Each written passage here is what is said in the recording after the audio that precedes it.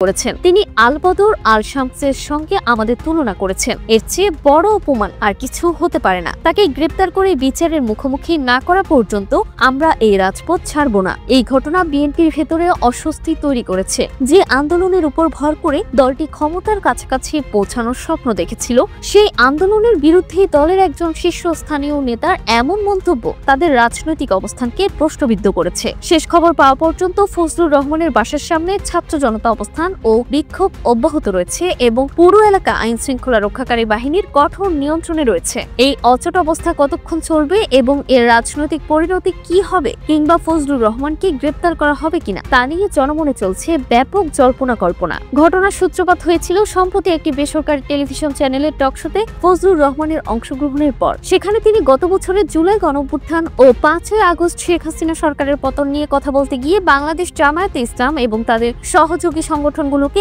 এককভাবে দায়ী করেন। তিনি বলেন, এটি কোনো সাধারণ ছাত্র জনতার আন্দোলন ছিল না, বরং এর পেছনে ছিল একটি সুপরিকল্পিত কুটচাল। টকশোতে তিনি বলেন, যারা 5ই আগস্ট ঘটিয়েছে কালো শক্তি, সেই কালো শক্তির নাম হলো জামায়াতে ইসলাম। তাদের যে অগ্রগামী শক্তি, তার নাম হলো ইসলামী ছাত্র শিবির। তিনি আরো যোগ করেন, সার্জিস আলমরা যারা অভ্যুত্থানের অভিনয় করেছে, 5ই আগস্টের অভিনেতা যারা, আমি তাদেরকে নেতা বলতে আজ চাই না, তাদেরকে আমি অভিনেতা বলবো।